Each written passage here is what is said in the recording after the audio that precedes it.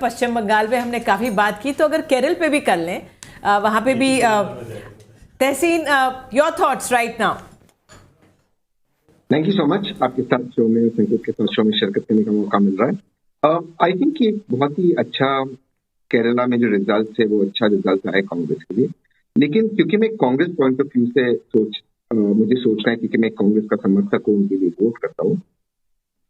कांग्रेस बहुत सारे राज्यों में चुनाव हार रही है।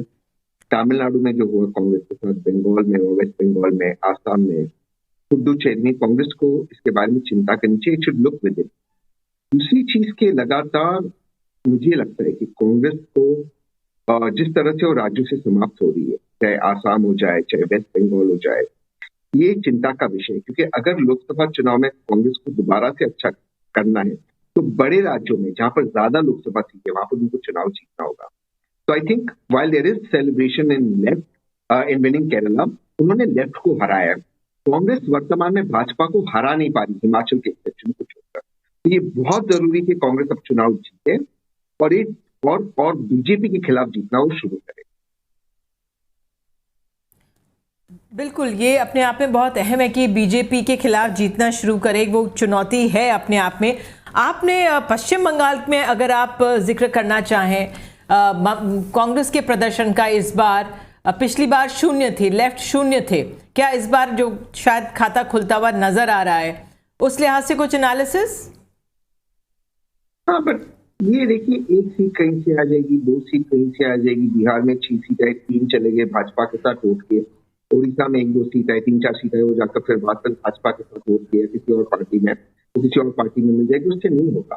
कांग्रेस एक राष्ट्रीय दल है, वो देश की सबसे पुरानी राजनीतिक दल है और गंभीरता से पॉलिटिक्स करना चाहिए। देखिए, केरला बताता है कि जहां पर संगठन मजबूत हो, जहां पर आप अच्छी तरह से स्ट्रैटेजी के साथ लड़ते हो, आप चुनाव जीत सकते हो। आसाम में आपकी क्या स्ट्रैटेजी थी? मैं माफी चाहता हूँ, लेकिन किस लिए आपने गौरव गोगोई को प्रोजेक्ट किया? गौरव गोगोई का क्या लोकस है? क्यों उसको प्रोजेक्ट कर रहे हैं? क्योंकि वो गोगोई साहब के बेटे हैं।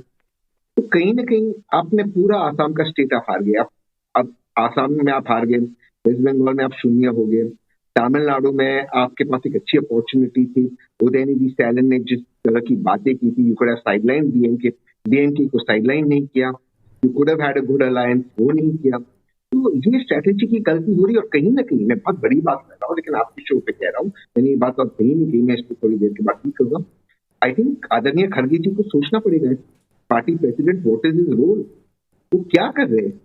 अगर एक ऑफर था जो विजय के साथ तमिलनाडु में, वहां डेप्यूटी चीफ मिनिस्टर बन सकती थी कांग्रेस, ज्यादा सीटों पर लड़ सकती थी, जीत सकती थी, क्यों नहीं लिए? क्या उनकी स्ट्रेटेजी है?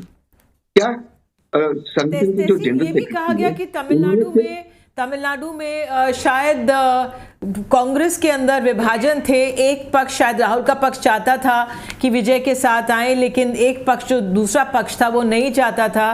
क्योंकि आप देखिए, राहुल गांधी ने स्टालिन के साथ तो कोई रैली की नहीं, ज्वाइंट रैली हुई नहीं, शेड्यूलिंग की प्रॉब्लम बताई गई।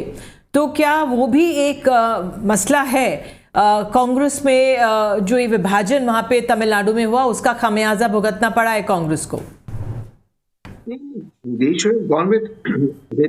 विजय, और अगर खड़गे जी इसको मना करते तो खड़गे जी से अकाउंटेबिलिटी ये नहीं होगी ना। पूछना होगा खड़गे जी से, जैसे वो अध्यक्ष, आप हरियाणा का चुनाव हारे, महाराष्ट्र का चुनाव हारे, तमिलनाडु में यह हालत हुई है, बंगाल का चुनाव हारे, बिहार का चुनाव है, तो खड़गे जी तो अध्यक्ष है ना।